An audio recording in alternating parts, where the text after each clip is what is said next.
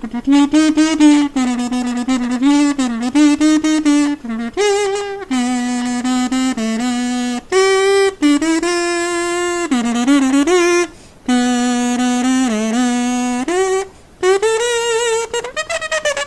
we are, folks, Wednesday morning.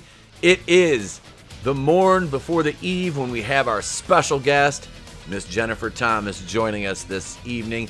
8:35 Eastern, myself, Nick Utam, Tony ToneDef, right here with the wrestling goddess herself. She will be making her return to the program. Great friend of the channel, and we really look forward to talking to her this evening. But right now, we're going to be talking some what if, and what if this show was actually good? I was like, going into this, I'm like, okay, so they brought Ultron back from the tease after the post-credit scene last week.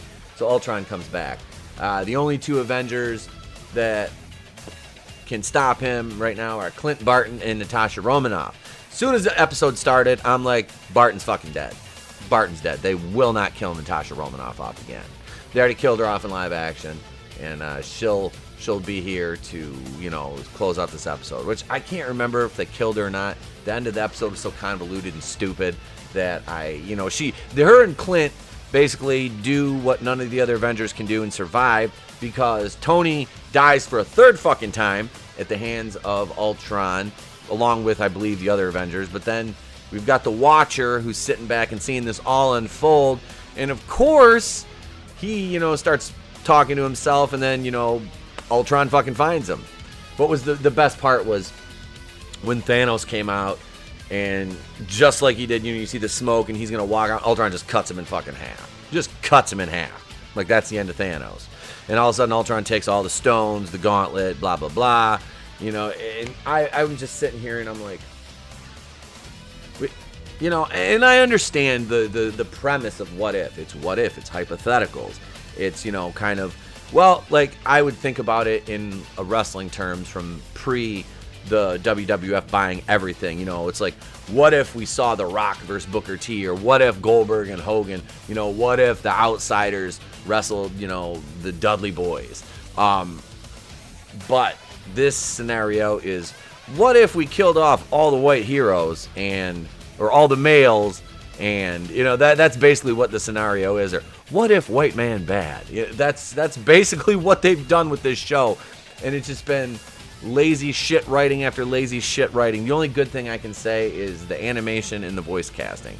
And even here, you don't have Scarlett Johansson playing Natasha Romanoff. Wonder why. You've got Lake Bell. I don't mind Lake Bell. She's been in some decent movies. She does some decent voiceover work and animation and things of the like. So didn't mind that. You got Jeremy Renner, Hawkeye. He's getting ready to... his series is getting ready to premiere, to where he'll look like a complete bumbling fucktard and be shown up by a 100-pound female who, for some reason, they couldn't tell the difference between when she was wearing the Ronin suit and he was. So, who knows? What if anybody in this universe had a fucking brain?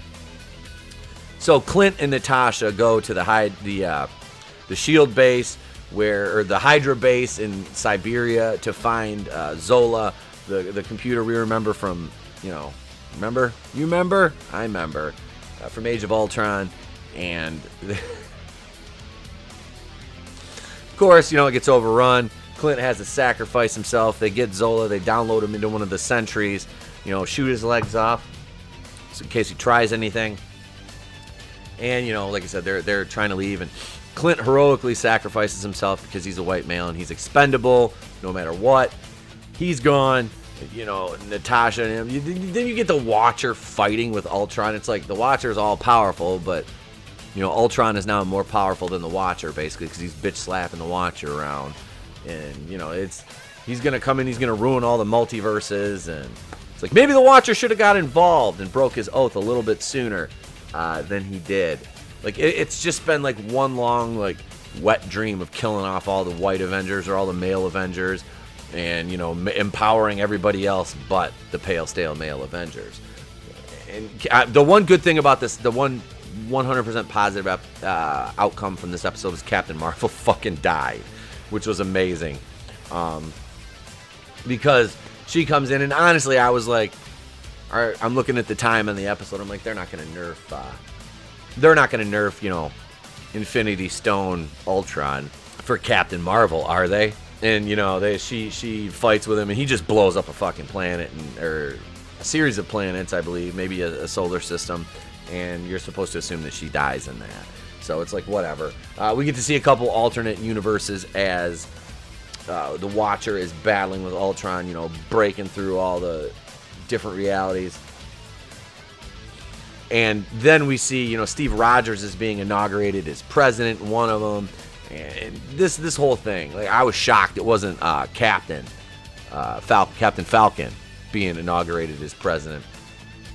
Because, I mean, God, they're having a white male president. It seems kind of racist, doesn't it? I hope you're picking up on my sarcasm. This show is, I don't know. I just, Marvel has basically shit the bed.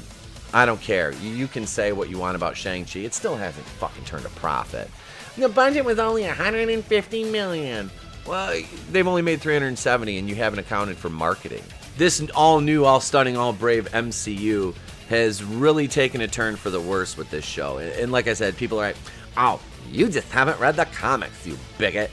Well, from what I've heard, the comics weren't this stupid. And you know, it just doesn't make any sense to me. It's like, do you hate your own characters that much? Like, you're trying to push them aside? I mean, what is the end game here? To not make money? Because that's how you don't make money, is, you know, taking away the characters that make money and giving us, you know, Miss Marvel and America Chavez and Ironheart, and everybody's like, you just don't like them because they're women of color. No, they're shit characters with shit backstories that rely on who they fuck. And which is weird because all three of them are minors. But we have to make it perfectly clear that America Chavez is a lesbian.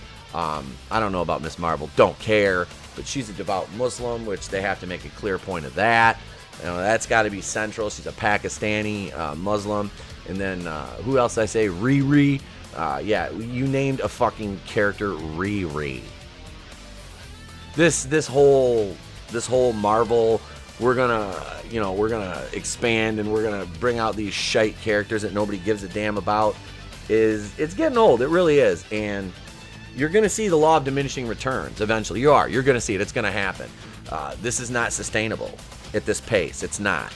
You can't shit out 4 movies a year in this pandemic world where you've got people, you know, shaming folks for not getting the poke so they can't go to a theater.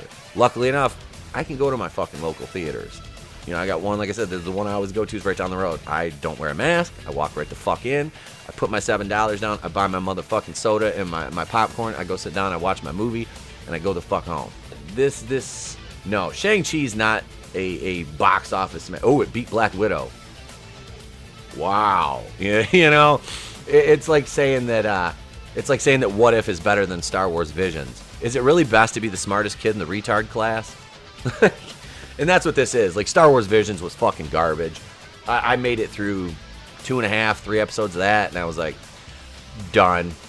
But ETAP, it's so heavily influenced by Kurosawa. Cool. If I want to watch a Kurosawa movie, I'll watch a fucking Kurosawa movie. If I want to watch Star Wars, I'll watch fucking the original trilogy or the prequels, or fucking Spaceballs, which is more Star Wars than this trash. Like, the second episode of Visions was just as bad. And I know you're sitting there thinking, well, you said you weren't going to watch any new Star Wars. It's a fucking cartoon, and most of them are like 15 minutes. So like I said, I made it through 3 episodes and was like, nope, garbage. Don't want it. Don't need it. I'm the same with What If. I think this is the season finale. I hope it is, because this is shite. And normally I would be like, I'm going to rewatch this to see. I don't.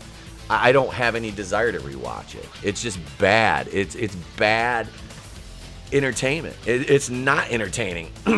It lends credence to what we've been saying about how desperate they are for content now. Because Disney Plus is like, feed the machine. And Marvel's like, well, we can't shit these things out fast enough. Here's some garbage tier animation and some shit stories, If I wanted that, I would have watched Falcon and the Winter Soldier or Loki again. Even WandaVision. Oh, and it sucks because WandaVision was one of those shows where I was like, man, I love these characters. They've really grown on me in the MCU, and I want to see more of them. And we get WandaVision, and after like the second or third episode, you're like, really? This is where we go? Okay. You know. And it just wasn't good. Falcon and the Winter Soldier was cringe. You know, he had freckled fucking Jesus, and, you know, you need to do better. It was trash. It was trash fucking TV. Loki, it's like, hey, how much can we make Loki look like a bumbling fucking idiot? Have him get his ass beat by body positivity fucking diverse character. You know, punched in the nuts on loop by not Valkyrie, that big four-headed bitch. Lady Sif, who I like. And it's like, what did you do? Why? You know, you got to see all the worlds getting destroyed in this by Ultron and his Sentinels. Yeah, you know, the Jakar or whatever it is with the Grand Master. Like I said, all the worlds, you can see all these worlds get destroyed. And, you know, Xandar, I'm just like, whatever. Whatever. Just destroy the whole fucking thing and end the show, Ultron, please. Or Ultron Vision, whatever the fuck he is. He's like a hybrid between the two of them. I don't know. It was... I know I'm going to get heat, and I'm going to get, you just don't understand the source material. I understand what I see, and what I see I don't like. You know, I have 1 day left in Facebook jail, and I guarantee you I'll be right back in about a day and a half. Because I'm going to go back in the MCU group, and people are going to be reviewing this, and I'm going to be like, it sucked, and this is why. And I'm going to get called a racist, and I'm going to get called a bigot, and I'm going to get called a istophobe, and every fucking name you can think of, because I'm not a sycophant. And I'm probably going to end up leaving that group. Like, I just, most of the time I stay in there to pick up, like, memes or screenshots. Things I can use because people post a lot of screenshots. But I've had it.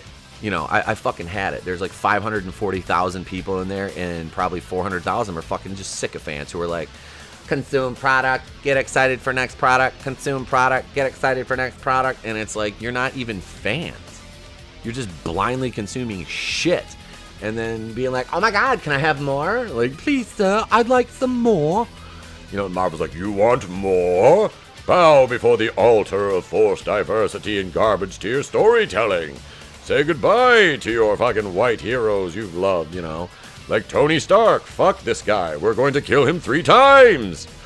And they're still like, oh, I'd like that. Can I have Riri Williams? You know, I was going to go through and I was going to write shit down and script it. And I'm just like, no, I'm just going to go off the cuff here and rant about how stupid this show has been.